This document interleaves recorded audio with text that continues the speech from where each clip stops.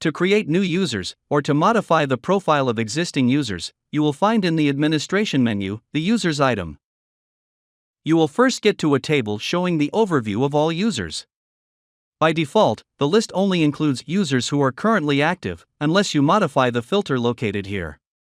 In order to modify an existing profile, you can use the pencil icon located here on the left. If you wish to create a new user, you must use the button located here. In both cases, you will be directed to a similar form. The login name is only used to establish the connection to FDT Pro. You have the choice to use what you prefer. This can be a full email address, or just the part before the @ sign. It could also be initials, an employee number, or anything else. How you want to proceed is up to you. You will then find the fields for the first and last name. We will come back to the user status later. If your system is bilingual, you can select the user's preferred language here. He can modify it later if he wishes to do so. You will then find several fields that may vary from one configuration to another. These are custom fields such as the employee number, or the number of hours per day that can be used with the time off request module. If the approvers have not been assigned through groups, you will then have a drop-down list to choose the approver for this user, for both the timesheet and the time off request module, if you have this one. In many cases, it will be the same person. A tutorial is available about the use of the delegate for approvals field if this applies to you. Let's now look at global rights. It is very important to understand the difference between global rights and rights that are given on a single user, such as the right to approve someone's timesheet, or rights that can be assigned through groups.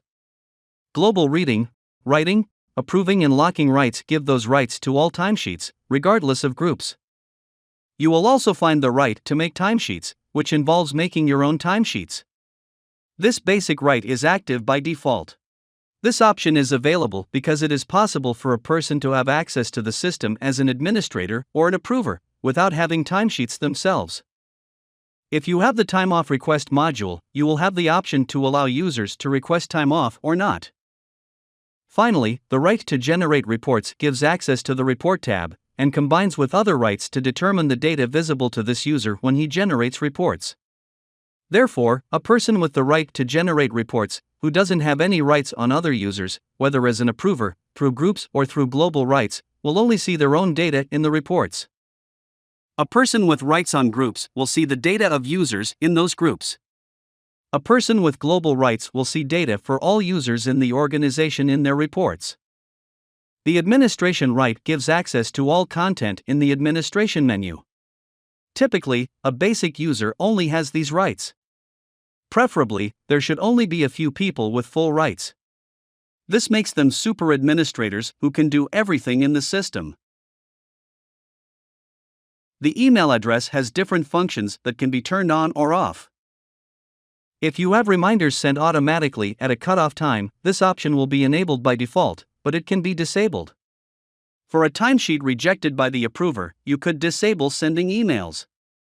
For the last function, it is important to understand that it only has an effect if you are in the profile of a user who approves timesheets. If this function is activated in their profile, each time a sheet is submitted and is therefore ready to be approved, an email will be sent to notify them.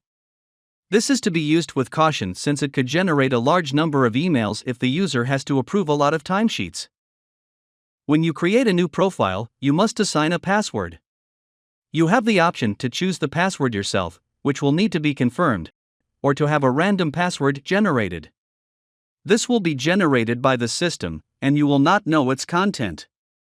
When submitting, you have two options. If you use the Submit and Send login instructions by email button, the password will simply be sent to the person with all the necessary login information. This includes the link to the login page, organization name, login name, and this temporary password. The user will be prompted to replace it. You can also simply use the Submit button if you are not ready to send the password right away. The password will therefore be displayed. It would then be possible to communicate it to the user with a different method. The profile is now created. If you have groups, the table of rights in relation to groups will appear after the creation of the profile. Another tutorial is available about managing groups if this applies to your organization. Returning to the overview, we can modify the profile of an existing user. There are two ways to deactivate an employee who has left. You can set the status to disabled. This has the effect of blocking access to this person and putting their name at the end of the drop-down lists of users. This also applies a gray background to indicate that this user is disabled. This has no effect on data availability in reports. The data is still present unless you explicitly apply a filter that excludes disabled employees. The archived status is very similar, but in this case the user will no longer be present in the drop-down lists. Again, this has no effect on the reports. This is simply a way to lighten the drop-down lists when an employee has been gone a long time. When an employee forgets their password, they have no way of retrieving it on their own. You then need to go to their profile to reset their password. You can choose it yourself or generate one randomly, and use the option Save and send the new password by email. The person will then receive the new temporary password, with the information needed to log in.